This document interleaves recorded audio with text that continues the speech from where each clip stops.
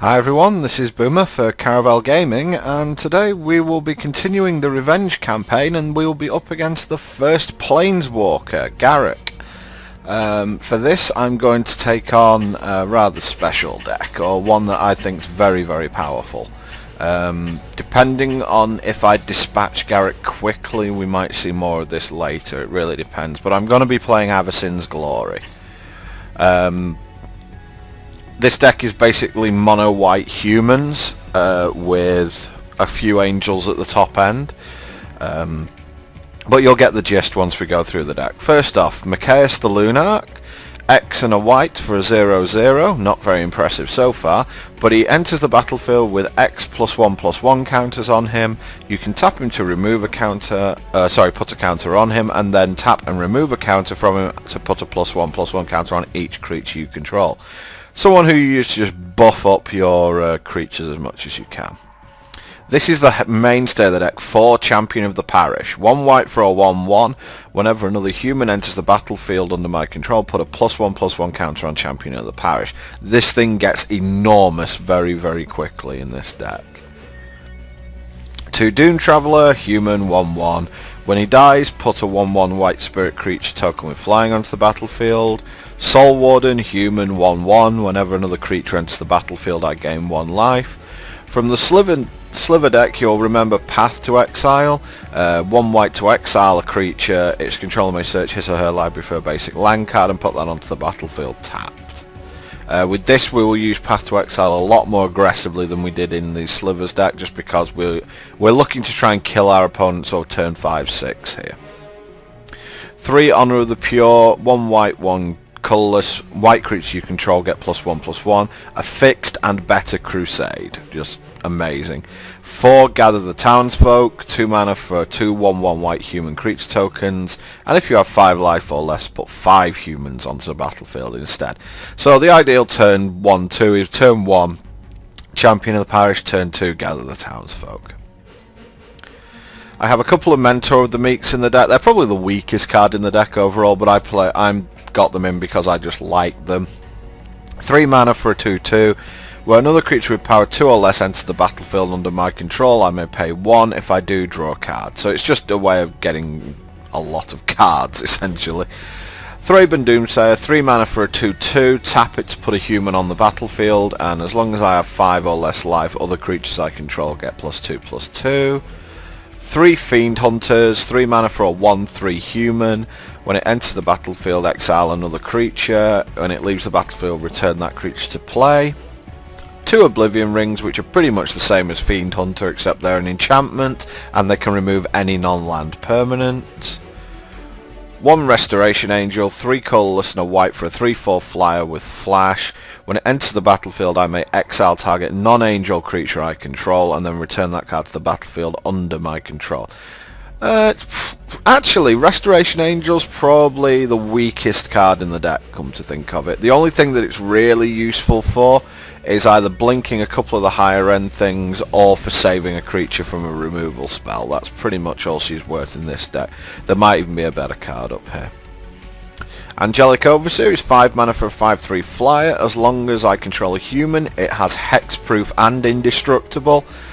So this might be better than Angel of Despair. Restoration Angel. Angel of Despair, wow, that's way off.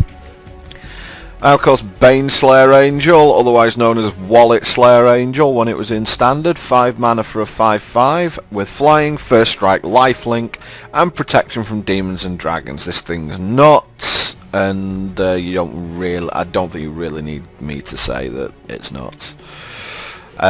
2 Geist Honored Monks, 5 mana for an XX with Vigilance, and its power and toughness are each equal to the number of creatures I control, and it brings 2 white spirit tokens with it onto the battlefield. So at worst it's going to be a 3/3. A lot of the time it's going to be a lot more, especially with all the tokens in this deck. And finally, Increasing Devotion, 5 mana for 5 1/1 human creatures. If it was cast from the bin, say with this flashback, I get 10 humans instead of 5. So you can basically see where this deck is going. In fact, I'm going to replace the Restoration Angel with Angelic Overseer. I'm just going to do it that way. No 4s. There are no 4s in the deck at all.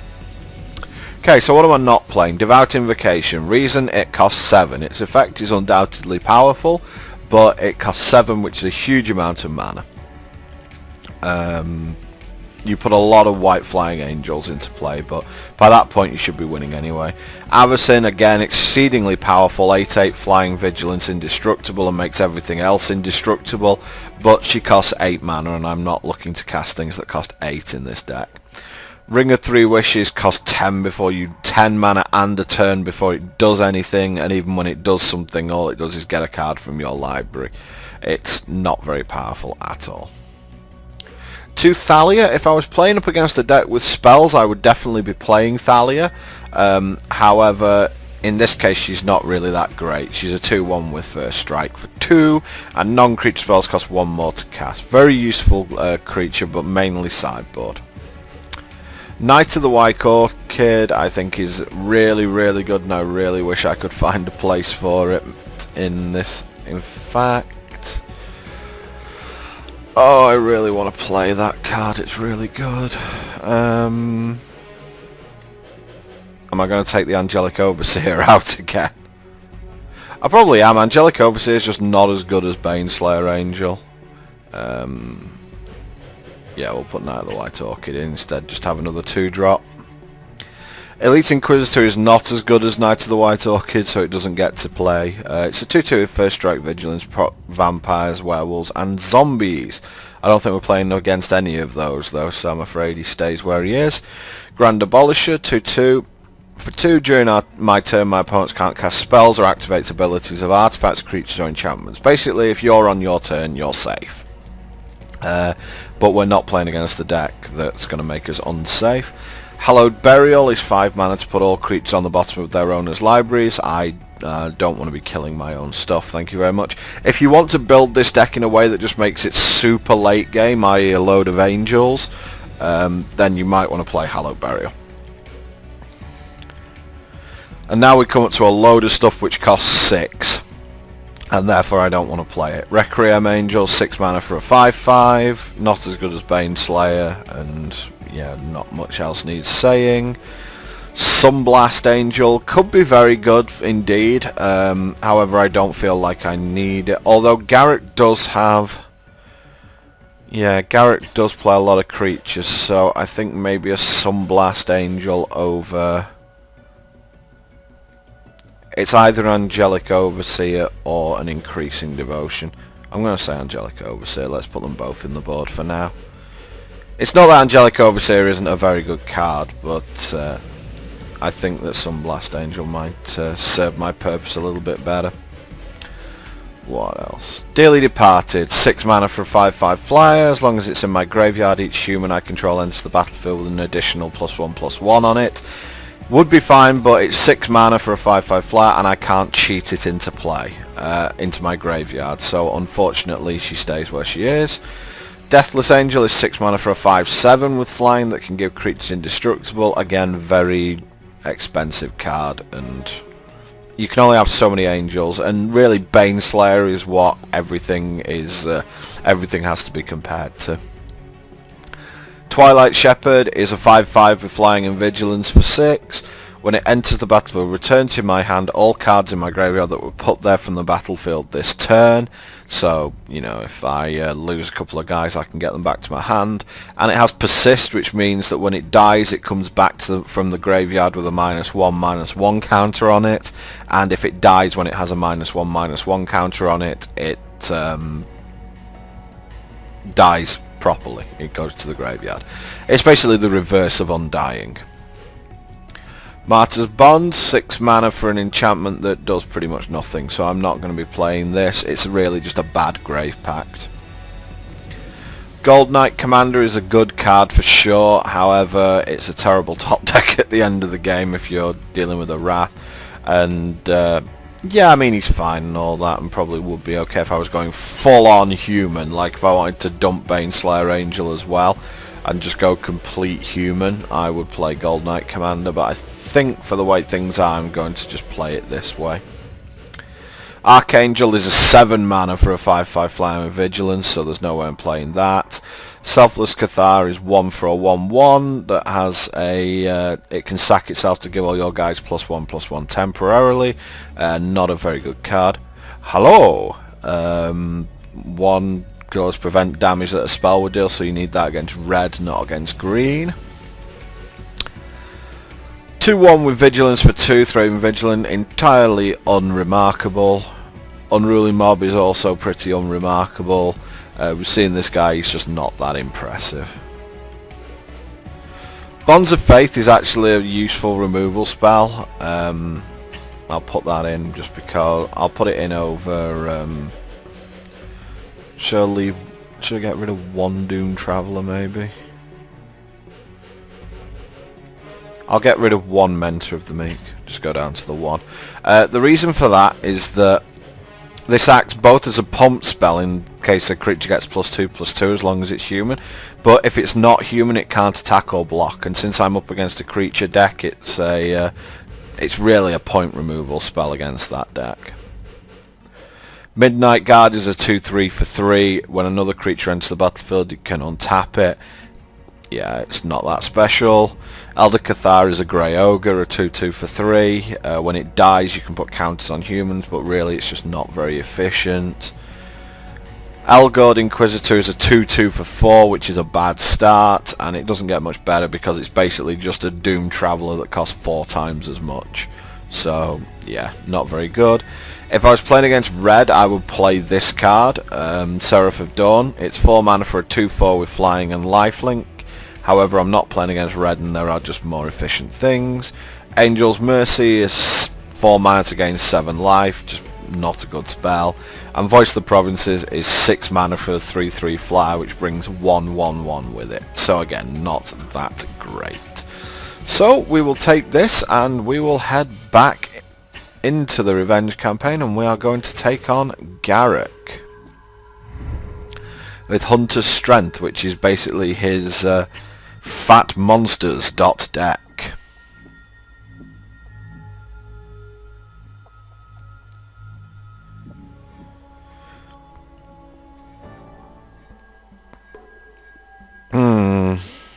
I can do better than this, but I think it's okay. Just drawing a 5 and 6 drop isn't really optimal there. But I have them in the deck, so I am going to draw them at some point. I could really do with seeing a Champion of the Parish really at some point. Let's make some humans.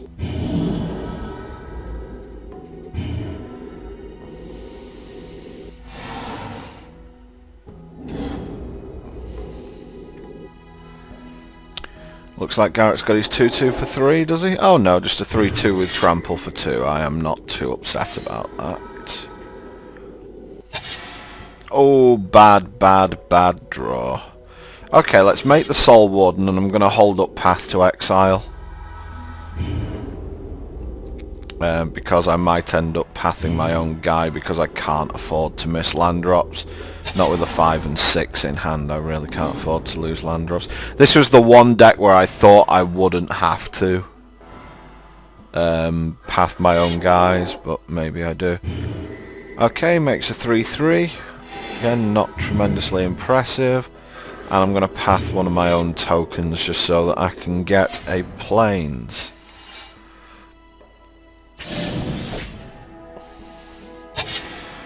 Good. Okay, so let's make Doom Traveller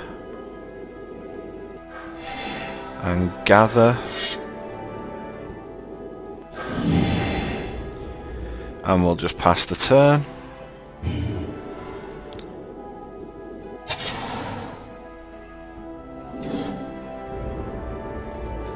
Let's see what he does now. Attacks these 3/3. I'm actually willing to... I'll put the Doom Traveller in front of it as well, just so I can get a flyer.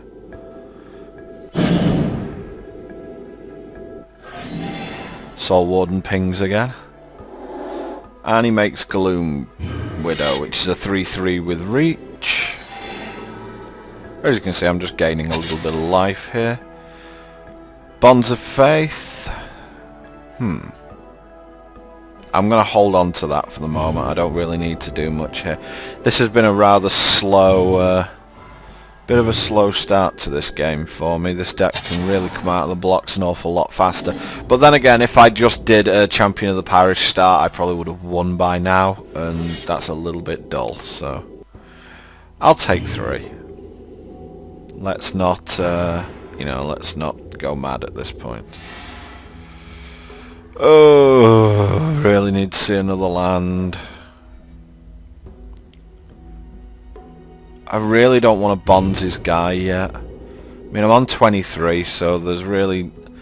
I can get him for 1. There's really no point in... you know, there's really no point in using one of my prime removal spells on something that I'm not that bothered about.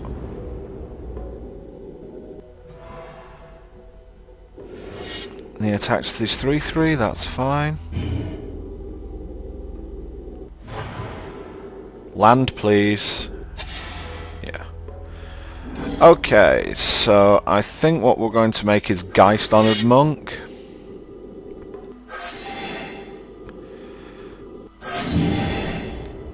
And that puts us back up to 23.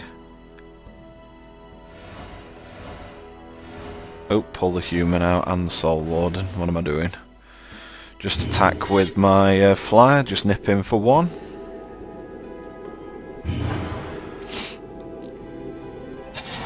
And again, it's up to him to react now.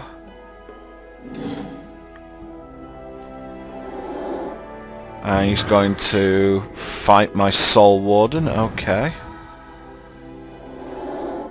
And then he's going to fight my Geist Honored Monk. Really? He's got another Prey Upon. No, he doesn't. He's just being not very... I think he's just being not very good. Oh no, I can't do that. I can't do that. Okay, I'll skip blocking and take 3. Yeah, if I block like that, my Geist Honored Monk would shrink again and it would actually kill it. So I had to think about that.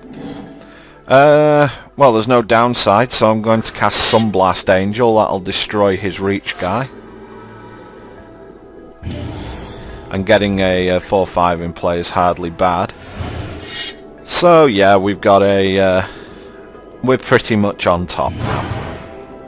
Don't think he's coming back from this one.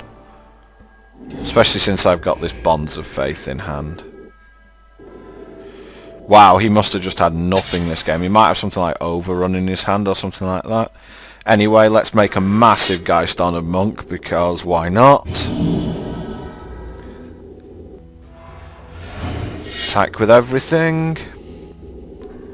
And he's going to die quite spectacularly. So that is the Avacyn's Glory deck. We might be seeing a bit more of that later, because it's certainly one of the more powerful decks that you can play. And that is about it for this one. Next time we'll be moving on to playing Jace. So, thanks very much for watching, guys. Like and subscribe if you enjoyed it. And this is Boomer for Caravel Gaming, and I'll see you next time.